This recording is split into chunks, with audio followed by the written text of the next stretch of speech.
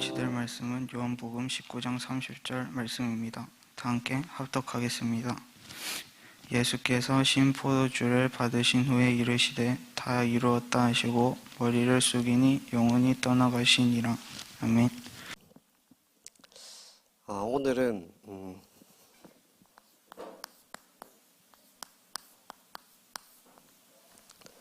우리 십자가에 달리신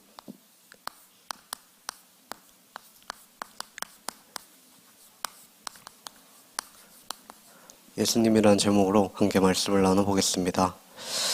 먼저 우리가 지난주 강단의 말씀을 기억을 해야 되겠습니다. 우리 이 아모스 선지자에 대해서 우리가 말씀을 주셨었죠. 그래서 우리가 서론에서 세 가지 눈이 먼저 열려야 된다고 했습니다. 그게 바로 첫 번째로 우리가 현실을 보는 눈이 열려야 된다고 했죠. 이 현실을 정확히 볼 수 있는 그런 눈이 열려야 된다고 했습니다.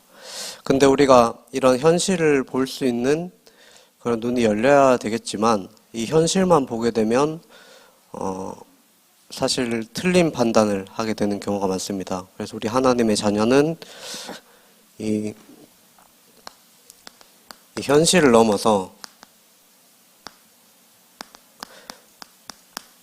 영적인 사실을 보는 그런 눈이 있어야 되겠습니다. 그래서 우리가 살아가고 있는 지금 이 세상에서 정말 하나님께서 우리의 모든 역사를 주관하시고 우리의 모든 삶을 주관하신다는 그 사실 안에서 정말 언약의 백성들이 언약을 놓치고 살아갈 때 어떤 결과가 일어났는지, 그리고 이 사단은 지금도 어떻게 역사를 하고 있는지, 하나님 자녀된 우리에게는 성령께서 우리와 항상 함께 하시고 또 천군 천사가 동원되어지고, 그래서 하나님 자녀된 우리를 하나님께서 어떻게 인도해 가시는지, 이런 영적인 사실들을 보고 현실을 볼 때 이 속에서 우리가 하나님의 계획들을 찾아낼 수가 있는 거죠. 그래서 우리가 이 현실 속에서 영적인 사실을 보는 눈을 가지고 볼 때 우리가 이때 시대적인 사명이 보인다고 했습니다. 이 시대를 향한 하나님께서 나를 부르신 하나님의 계획이 보인다고 했죠. 그래서 우리가 공부도 중요하지만 먼저 이것을 우리가 찾아내야 되겠습니다.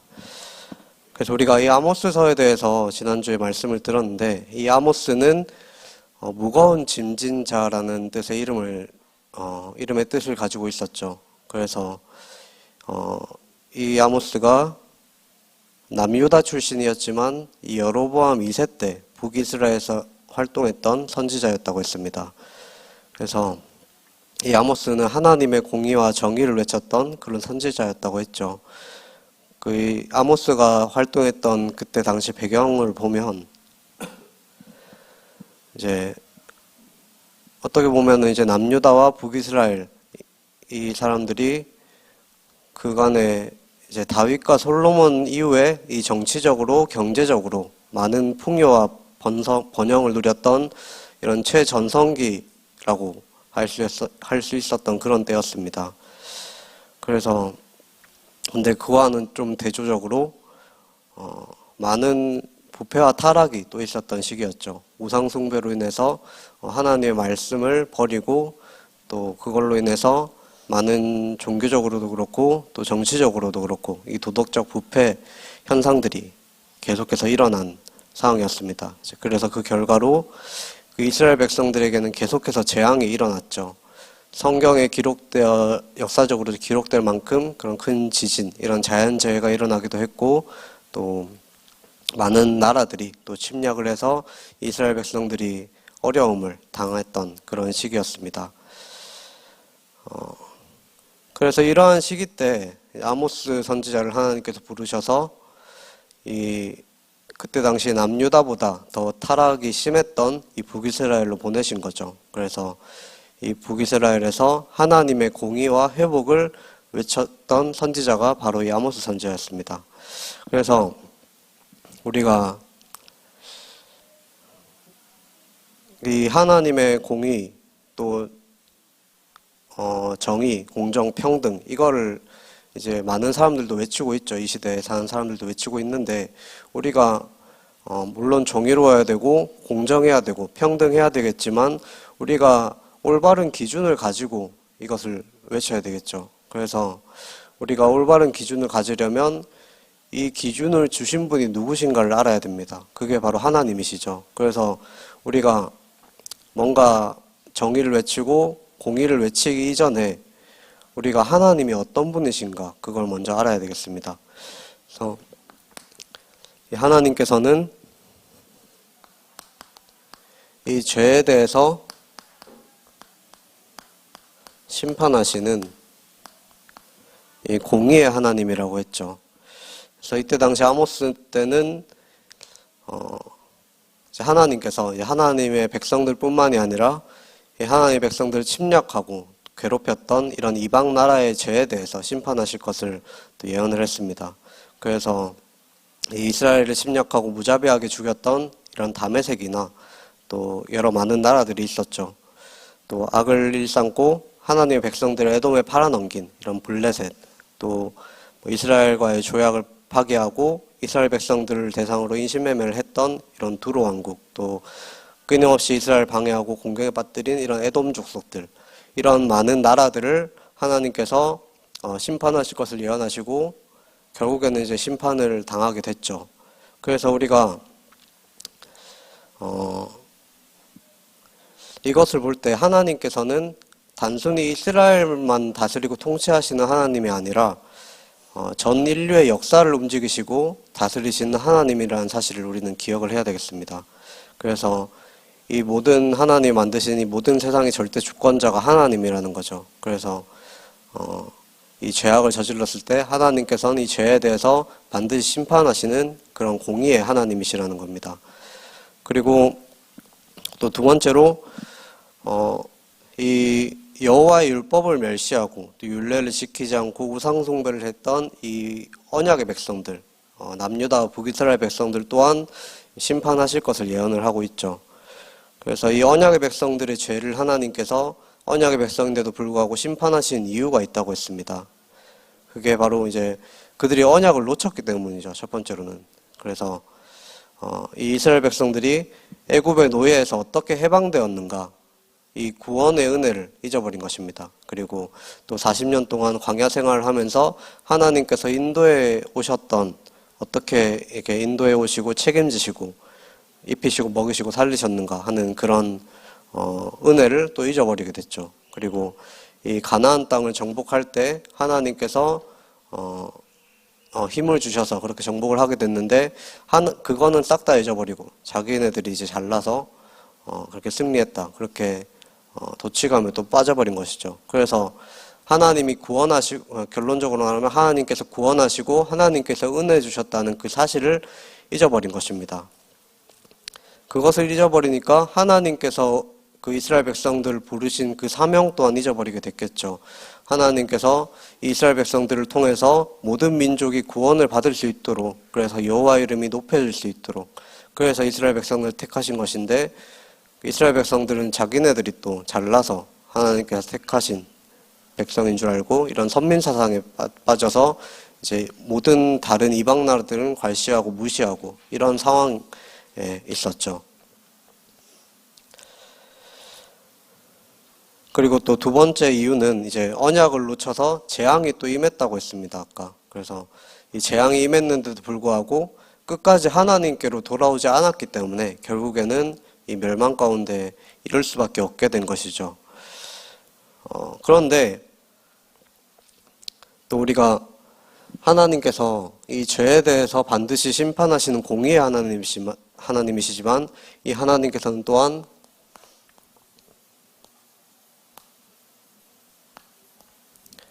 사랑의 하나님이시라는 것을 우리가 기억을 해야 되겠습니다. 이 하나님께서는 이 어떠한 죄인도 용서하시는 그런 사랑의 하나님이시죠. 그래서 아모스서를 보면 계속해서 이 아모스 선지자를 통해서 말씀을 주십니다. 너희는 여호와를 찾으라, 그리하면 살리라. 계속해서 살 길을 말씀을 하고 반복하고 있죠. 그래서 우리 하나님께서는 회개하고 돌아오기를 원하십니다. 그래서 여호와를 찾고 만나기를 원하시는 거죠. 그래서 하나님께서는 또 악을 미워하고 선을 구하면 하나님께서 불쌍히 여기시고 함께 하겠다고 그렇게 말씀을 하셨습니다. 그리고 정의와 공의를 행하라고 했죠. 그래서 하나님께서는 사랑의 하나님이시기 때문에 우리를 구원하시는 구원의 하나님이십니다. 그래서 하나님께서는 이 죄인을 구원하시는 구원의 하나님이시죠. 그래서 아모스서를 보면 이제 8장 11절에서 12절에 보면 아까 말했던 이 기근과 재앙의 원인들을 쭉 말을 하고 또 이제 9장 11절에서 15절을 보면 이 회복의 방법에 대해서 말씀을 하고 계십니다. 그리고 반드시 회복하실 것을 말씀을 하고 계시죠. 그래서 이 회복의 방법이 우리가 지난주에도 말했듯이 회개라고 했습니다. 여호와께 돌아오는 거죠. 우리의 죄를 인정하고 그동안 나의 인생에 또 우리 삶의 주인이 나 자신이었다는 그 사실을 인정을 하고 그 죄를 자복하고 하나님께서 나의 인생의 주인이 될 수 있도록, 그래서 여호와께 돌아올 수 있도록, 이게 바로 참된 회개인 거죠. 그래서 우리가 지금 이 땅에서 계속 문제가 생기고 사건이 일어나고 또 재앙과 고통이 일어나는 그 원인을 바로 알아야 되겠습니다. 이 원인이 바로 죄 때문이죠. 그게 바로 창세기에 잘 기록이 되어 있습니다. 창세기 보면 이제 사단에게 속아서, 그러니까 원래 인간은 하나님의 형상대로 창조되고 그래서 하나님과 함께 해야만 행복한 존재로 창조되었는데, 그래서 하나님이 창조하신 모든 만물을 다스리면서 대리 통치자로 부르셨죠. 그러면서 하나님께 찬양드리며 경외하며 그렇게 살도록, 그 속에서 참된 행복을 누리도록 창조된 인간이 사단에게 속아서 하나님을 떠나게 된 것입니다. 그래서 사단에게 속아서 이 하나님의 나라의 법을 어기고 선악과를 먹게 되고, 그 결과로 이제 하나님을 떠나게 되는 그런 근본적인 이 원죄를 짓게 된 거죠. 그 원죄로 인해서 이 주권이 완전히 사단에게 빼앗겨서 결국에는 우리가 아무리 열심히 노력하고 열심히 살아도 이 주권이 사단에게 빼앗긴 상태이기 때문에 이 사단의 종노릇을 하면서 살아가고 결국에는 이 지옥에 갈 수밖에 없는 그런 상황이 된 것입니다. 그래서 이런 근본적인 죄 때문에 오는 것이 자범죄라고 했죠. 그 인간이 이제 스스로 지은 죄인데 이 자범죄의 원인이 원죄라고 했습니다. 그리고 뭐 조상의 죄도 있다고 했죠. 그래서 이런 인류의 모든 문제를 해결하는 길을 하나님께서는 인간이 하나님을 떠나자마자 바로 제시를 해주셨는데, 그게 바로 창세기 3장 15절에 여자의 후손의 언약입니다. 그래서 하나님께서는 메시아를 약속하시고 이 아브라함의 가문을 부르셨죠. 그래서 이 아브라함의 가문을 통해서 인류를 구하는 메시아가 올 것이다. 이 약속한 그 가나안 땅에 인류를 구원할 메시아를 보낼 것이다. 그렇게 약속을 하십니다. 그래서 이 언약 아래에 이스라엘 민족과 또 이스라엘 나라를 세우셨고, 이스라엘 백성들을 하나님 나라의 이제 제사장 가문, 제사장 신분으로 그렇게 세우신 거죠. 그런데 이 언약의 백성들이 언약을 놓쳐버린 것입니다. 그래서 오늘 이제 십자가에 달리신 예수님이라는 제목으로 말씀을 나누겠는데, 그래서 그 이스라엘 백성들이 언약을 놓치다 보니까 이 유대인 지도자들은 예수님께서 계속 오셔서 기적을 베푸시고 또 많은 사람들이 예수님을 따르게 되니까 시간이 갈수록 이제 예수님을 더욱더 미워하게 되죠. 그래서 이스라엘의 대제사장들과 또 바리새인들이 예수님이 그리스도라는 것을 인정하지를 않았습니다. 그 이유가 아까 말했던 선민사상이었죠. 이 선민사상이라는 것이 뭐 하나님께서 나를 선택하셨다, 뭐 이런 것도 있지만 결국에는 나 중심의 신앙이었던 것입니다. 그래서 내가 뭔가 대단하고 내가 뭔가 잘해서 하나님의 택함을 받고, 그래서 다른 사람들은 다 이제 나보다 못났고 뭐 이런 선민사상에 빠진 거죠. 그리고 또 그러다 보니까 이제 물질 중심의 신앙, 또 성공 중심, 이런 것들에 의해서 영적인 눈이 어두워져서 예수님께서 오셨는데도 불구하고 이 그리스도를 보지 못한 거죠. 그래서 심지어 이제 예수님께서 눈먼 자들의 눈을 또 뜨게 하시고 이 병든 자를 고치시는 그런 기적들을 행하는 것을 보면서 예수님이 이제 귀신의 능력을 받아서 이런 능력들을 행했다. 이렇게까지 모함을 하게 됩니다. 그래서 이 유대인들은 이 예수님이 하나님의 아들이라는 그 사실을 믿지를 않은 거죠. 받아들일 수가 없었던 것입니다.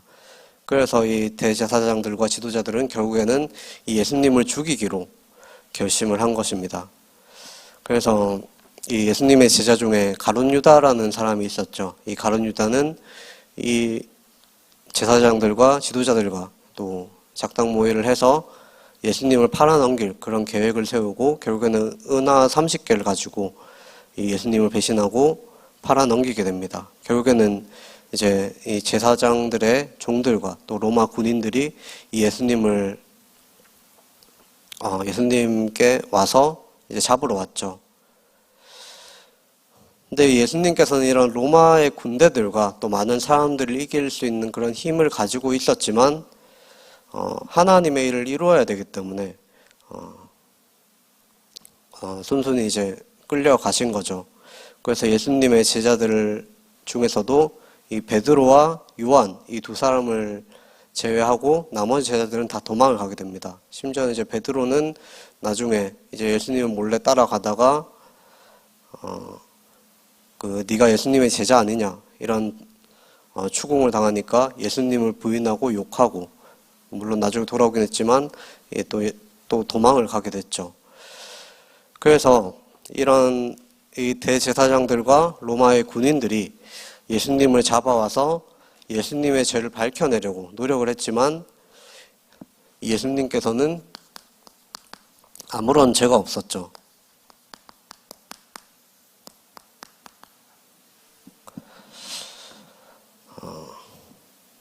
그래서 아무리 이 증거들을 예수님이 죄를 지었다는 그런 증거들을 찾으려고 해도 이 증거를 찾을 수가 없었습니다. 그래서 이게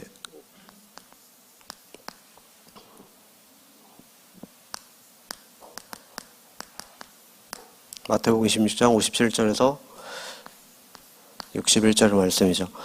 그래서 이 사람들은 어떻게든 이 예수님의 죄를 찾아내려고 하죠.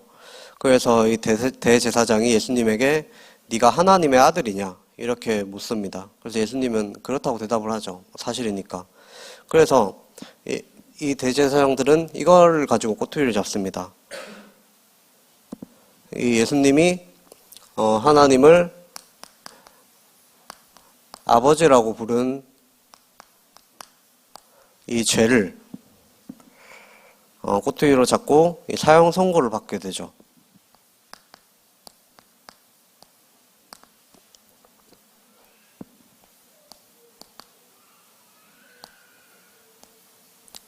마태복음 26장 63절에서 68절의 말씀입니다. 그래서 이 대제사장들은 이 예수님이 하나님을 모욕했다고 그런 모욕죄를 뒤집어 씌우게 된 것입니다. 그래서 이 로마인 총독 본디오 빌라도에게 이 예수님을 데려가서 사형을 시켜야 된다고 말을 했죠. 근데 우리가 이 빌라도에 대해서는 뭐 잘은 모르지만 맨날 고백을 하죠. 이 사도신경에서 이 본디오 빌라도에게 고난을 받았다. 이렇게 사도신경 할 때마다 우리가 고백을 합니다. 근데 사실 이 본디오 빌라도의 입장에서는 사실 좀 억울할 수가 있습니다. 사실 이 빌라도는 예수님께서 죄가 없다고 계속해서 말을 했기 때문이죠.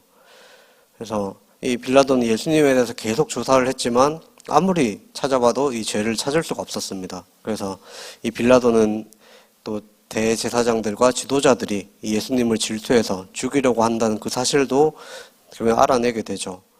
그래서 이제 예수님을 풀어주려고 그렇게까지 한 사람입니다. 근데 이 대제사장들과 또 그를 따랐던 다른 많은 유대인들이 예수님을 계속해서 십자가에 못 박아야 된다고 그렇게 계속 소리를 냈죠. 그래서 이 사람들은 자기네들의 이제 예수님을 이런 죽인 피값을 자기네들의 후손들에게 돌려라고까지 이렇게 악을 써가면서 유대인들이 계속 예수님을 십자가에 못 박으라고 그렇게 요구를 합니다. 그래서 빌라도가 아무리 달래봐도 이 유대인들이 말을 듣지 않고 그렇게까지 말을 하니까 어쩔 수 없이 이 예수님의 사형을 허락을 하게 되죠. 그런데 이제 이 예수님을 죽인 핏값을 우리 후손들에게 돌려라. 이 말이 나중에는 그대로 또 성취가 됩니다. 이 일로 인해서 후에 이제 이스라엘 후손들이 이제 1900년 동안 이제 세계로 흩어져서 떠돌아다니는 그런 신세가 되고, 또 독일 나치에서 600만 명이 학살당하는 그런 엄청난 재앙을 맞게 됐죠. 아무튼 이 이스라엘에 의해서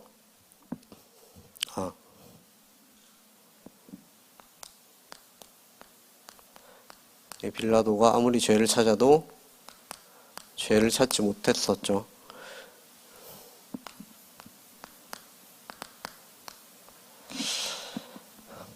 이스라엘에서 예수님께서 이 십자가에 죽음을 당하게 됩니다. 그래서 이 빌라도는 이 예수님을 이 로마 군인들에게 내어주고 채찍질을 하게 했죠. 그래서 피가 나도록 채찍질을 하고, 또 군인들이 이제 가시관을 만들어서 예수님의 머리에 씌우게 됩니다.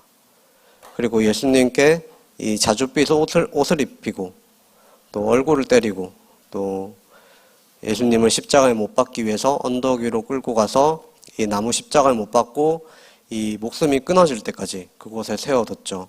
그래서 사실 이것은 우리가 이사야 53장 5절의 언약의 성취라고 할 수 있습니다.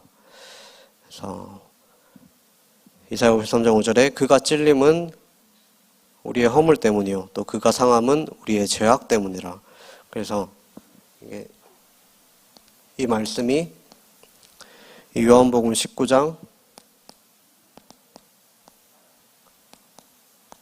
23절에서 24절에 그대로 성취가 됐죠. 그래서 그가 채찍에 맞음으로 우리는 나음을 받게 된 것입니다. 이것도 요한복음 19장 1절에 이 말씀이 성취가 된 것이죠. 그래서 이 빌라도는 또 군인들에게 명령해서 이 십자가에 유대인의 왕 나사렛 예수라는 이런 죄패를 붙이게 하고 이 골고다 언덕 위에서 십자가에 이제 매달리게 한 것입니다. 근데 예수님께서는 이런 엄청난 고통 가운데서도 이렇게 기도를 했죠. 누가복음 23장 34절에 아버지 저 사람들을 용서하여 주소서 저들은 자기들이 하고 있는 일을 알지 못합니다. 이렇게 용서를 구하며 또 기도를 합니다. 이런 예수님에게 또 사람들은 또 예수님을 조롱을 하게 되죠. 또 네가 만일 하나님의 아들이라면 그 십자가에서 한번 내려와 봐라. 네가 다른 사람들은 이렇게 많이 구하면서 자기 자신도 못 구하냐 이렇게 조롱을 합니다. 그렇게 사람들은 점점 이제 예수님이 그리스도가 아니라고 점점 생각을 하게 됐죠. 그런 조롱과 비난 가운데서도 예수님은 아무런 대답도 하지 않으시고 묵묵히 있으셨습니다. 그리고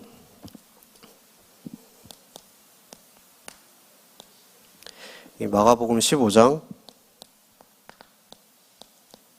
34절에서는 또 이렇게 예수님께서 큰 소리로 부르셨죠. 나의 하나님 나의 하나님 어찌하여 나를 버리셨습니까?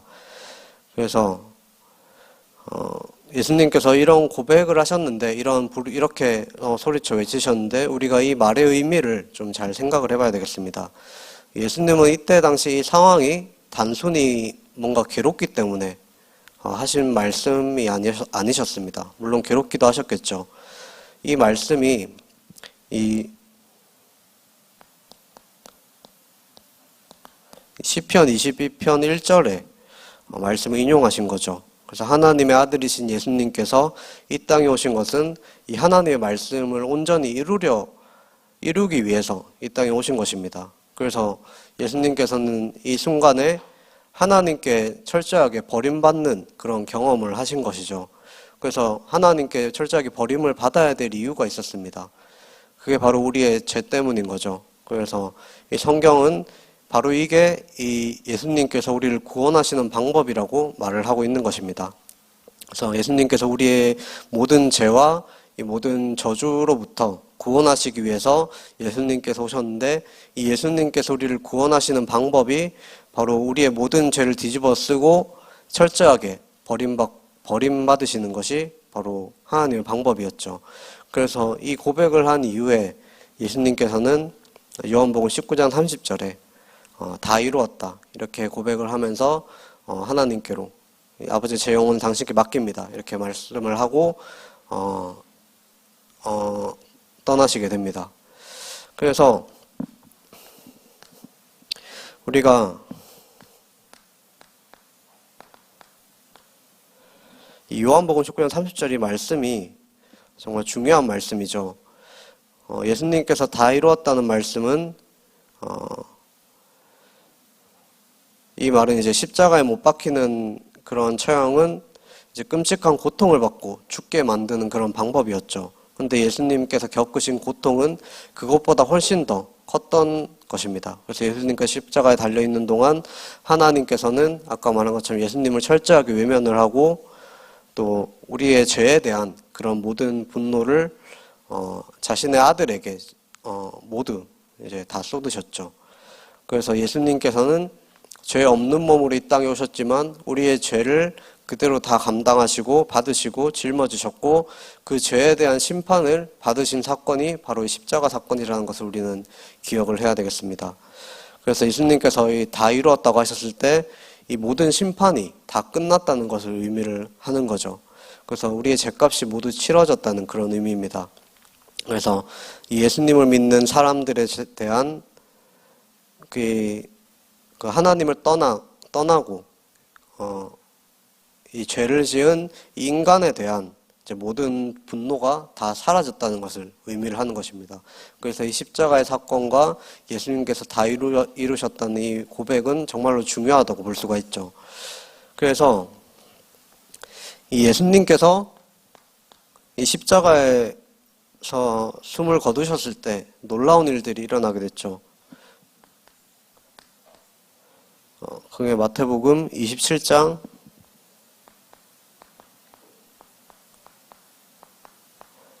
51절에서 54절의 말씀입니다.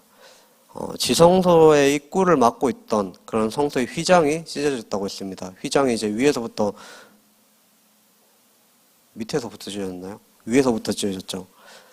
찢어졌죠. 이 말은 사람의 힘으로 찢어진 게 아니라는 거죠. 하나님께서 찢으셨다는 말입니다. 그래서 이제 이 성막이 더 이상은 필요 없다는 것을 의미한 거죠.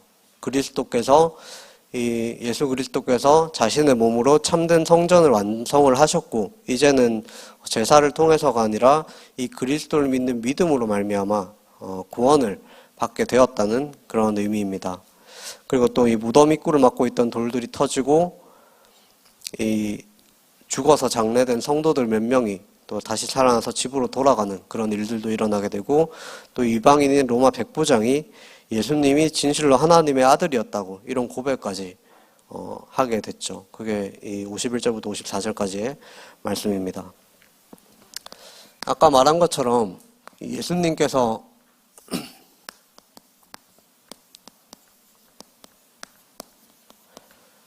이 죽으셔야만 하는 십자가에 돌아가셔야만 하는 이유가 있다고 했죠.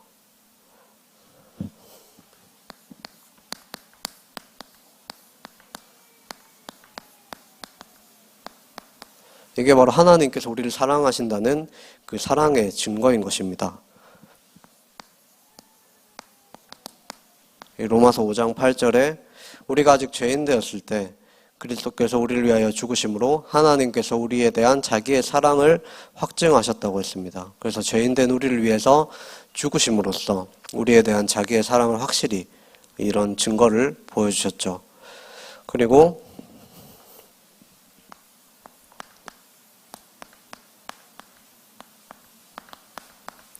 이 베드로전서 3장 18절에 그리스도께서 단번에 죄를 위하여 죽으사 의인으로서 불의한 자를 대신하셨으니 이는 우리를 하나님 앞으로 인도하려 하심이라. 육체로는 죽임을 당하시고 영으로는 살리심을 받으셨으니. 그래서 우리를 하나님 앞으로 인도하기 위해서 이 의인이신 예수님께서 불의한 우리를 대신해서 죽으셨다는 말입니다.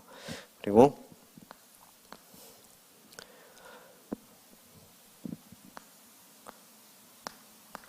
로마서 6장 6절에 우리가 알거니와 우리의 옛사람이 예수와 함께 십자가에 못 박힌 것은 죄의 몸이 죽어 다시는 우리가 죄에게 종노릇하지 아니하려 함이니. 그래서 우리의 옛사람을 그리스도 십자가와 함께 못 박고 다시는 우리가 죄의 종노릇을 하지 않아도 되도록 그렇게 십자가에 우리를 대신해서 죽으신 것입니다. 그래서 우리는 이번 한 주간 하나님께서 우리를 향하신 이 사랑을 기억하면서 정말 우리가 하나님께서 주신 그 은혜를 생각하면서 정말 우리가 살아야 될 이유가 무엇인지, 우리의 삶의 이유가 무엇인지를 한번 생각을 해봐야 되겠습니다. 그래서 지금 우리가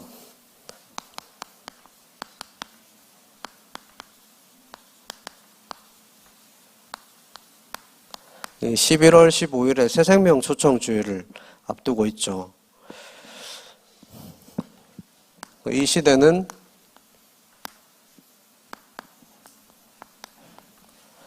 영적인 빈곤 시대라고 했습니다. 그래서 우리가 점점 세상은 살기 좋아지고 또 풍요로워지고 하고 있지만 우리 영적으로는 점점 더 피폐해지고 또 빈곤한 상태에 있다고 했죠. 이런 가운데 사람들은 여러 가지 자기 자신만의 이런 답을 찾으려고 노력을 합니다. 그런데 이런 답들이 틀린 답이죠.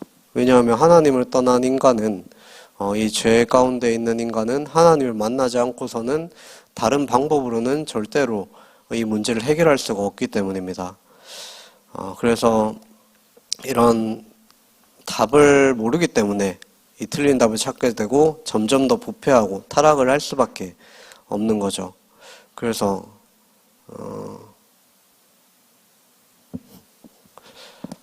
하나님께서 우리를 먼저 부르시고 우리에게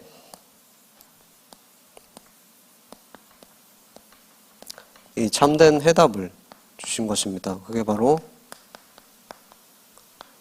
그리스도죠.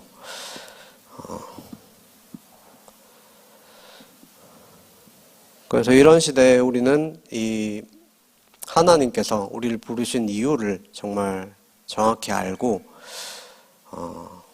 이 새생명 초청주의를 마음에 담고 정말 복음이 없어 죽어가는 이 사람들에게 우리 정확한 복음의 말씀을 우리가 전해서 살려야 될 그런 의무가 우리에게는 있는 것입니다. 그래서 우리가 이것을 하려면 무작정 그냥 의무감만을 가지고 하기에는 우리는 너무나도 부족하고 또 한계가 있죠. 그래서 아까 말한 것이 하나님께서 우리를 사랑하신 그 사랑을 먼저 체험을 해야 된다는 것입니다. 그래서 우리가 그리스도의 사랑을 먼저 체험을 해야 되겠죠. 그래서 하나님께서는 우리 서론에 말했던 것처럼 어떠한 죄인도 용서하시는 그런 사랑의 하나님이십니다. 그래서 우리가 많이 부족하고 연약하지만 또 우리도 모르게 죄를 지을 수도 있겠죠. 그리고 또 이 죄라는 것은 뭐 도덕적인 죄를 말하기도 하지만 하나님께서 제일 악하게 보시는 죄는 주인을 바꾸는 것입니다. 이 주인이 내가 되어버린다거나 또 다른 우선순위가 다른 것에 있는 것을 하나님께서는 가장 큰 죄로 보시죠. 그런데도 불구하고 하나님께서 우리를 구원하신 이유는 하나님께서는 사랑의 하나님이시기 때문이죠. 그래서 하나님께서 언제나 우리를 우리의 죄를 자백하고 그래서 여호와 하나님께로 돌아와서 이 하나님을 우리 인생의 주인으로 모실 때 이런 참된 회개를 할 때 하나님께서 또 우리의 죄를 용서하시고 또 하나님의 나라의 일을 할 수 있도록 우리에게 또 힘을 주시고 그렇게 하신다는 것입니다. 그래서 여기서 제일 중요한 것은 우리의 인생의 주인이 내가 아니라 또 나의 우선순위 된 것이 정말 하나님 아닌 다른 것을 이제 다 내려놓고 우리가 하나님 앞에 서서 그리스도께서 나의 인생의 주인이 되도록 하는 것이 중요한 거죠.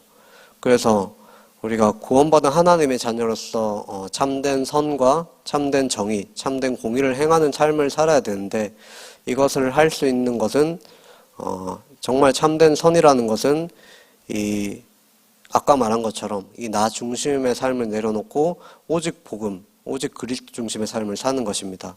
그래서 우리가 이 전도를 해야 될 이유도 우리가 전도를 열심히 해서 하나님께 칭찬받고 나중에 천국 가가지고 하나님 칭찬받고 이런 것도 물론 그런 마음을 갖는 것도 좋지만, 정말 우리가 이 전도를 해야 되는 이유, 우리가 살아야 되는 이유, 정말 이 땅에 하나님의 나라의 실현과 성취와 완성을 위해서 정말 우리가 체험하고 경험한 이 하나님의 사랑, 또 우리가 이 말씀을 통해서 우리에게 주신 하나님의 은혜, 이것을 아직까지 한 번도 듣지 못하고 받지 못한 이런 불신자들에게, 하나님을 믿지 않는 그런 사람들에게 전하는 것이 우리의 삶의 이유라고 할 수 있겠죠.